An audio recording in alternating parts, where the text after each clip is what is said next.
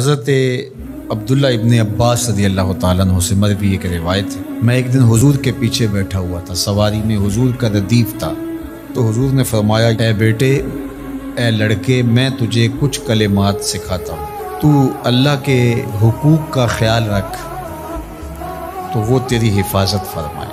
تو اللہ تعالیٰ جل شانہ کے احکام کی حفاظت کر، تو اسے اپنے سامنے پائے۔ اذا سألت فسأل اللہ، جب سوال کرے تو اللہ سے ہی سوال کرے، اللہ سے مانگنے کا مزاج پیدا کر لے کہ فرمایا تمہارے جوتے کا تسمہ بھی ٹوٹ جائے تو وہ بھی اللہ سے مانگو۔ ضرور بازار میں جاؤ دکاندار سے، لیکن حقیقی طلب اللہ سے ہونی چاہیے۔ بات بات پہ اللہ سے سوال کرو، بڑی سے بڑی چیز بھی اس سے مانگو، چھوٹی سے چھوٹی چیز بھی اسی سے طلب کرو۔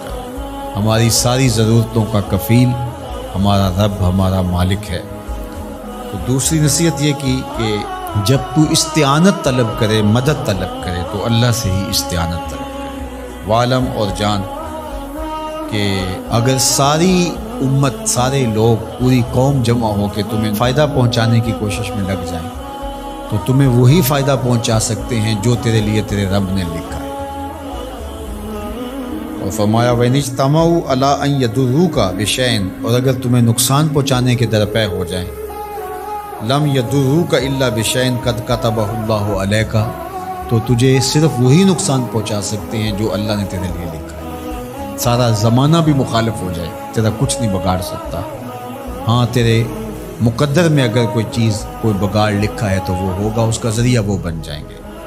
تو اس لیے پھر اسی سے مانگو، اسی سے طلب کرو۔ رفعت الاقلام وجفت الصحف، جو لکھنا تھا اللہ نے لکھ دیا، لکھنے کے بعد قلم اٹھا لیا گیا اور جن صحیفوں پہ لکھا تھا وہ خشک ہو گئے، اب کتابیں بند ہیں، تو اس لیے اس نے تیرے لیے جو لکھا ہے وہ ہو کے رہے گا، تو خام خواہ لوگوں سے ڈرنے کی ضرورت نہیں ہے، اور تیرا فائدہ، تیرا نقصان اسی کے دستے قدرت میں ہے، تو اسی سے طلب کر، اسی سے مانگ۔ اور فرمایا تو اللہ تعالیٰ جل شانہ کو رخاء میں، خوشحالی میں یاد کر، یعرفک فی الشدہ، وہ تجھے مشکل میں پہچانے گا۔ یعنی جو شخص خوشحالی کے دور میں اس کے پاس دولت ہے، صحت ہے، تو اللہ تعالیٰ کو فراموش نہیں کرتا، اللہ اس کی بدحالی کے زمانے میں اس کو فراموش نہیں کرتا۔ وعلم، اور جان، ان النصر مع الصبر، کہ جو مدد ہے وہ صبر کے ساتھ آتی ہے۔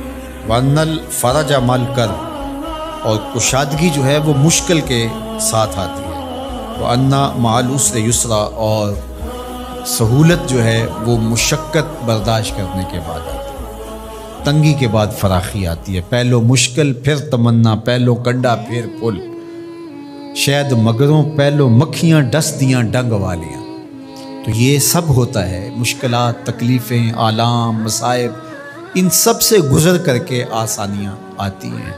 خود حضور کی زندگی دیکھ لیجئے، مدنی زندگی مکی زندگی کے گزرنے کے بعد، طائف کے مراحل کو طے کرنے کے بعد آتی ہے۔ تو ہم ڈائریکٹ اگر چاہیں مکی زندگی کو اختیار کیے بغیر اور طائف کی مشکلات اور سنگلاخ راستوں سے گزرے بغیر مدنی برکتیں حاصل کرنا، تو وہ نہیں پا سکتے۔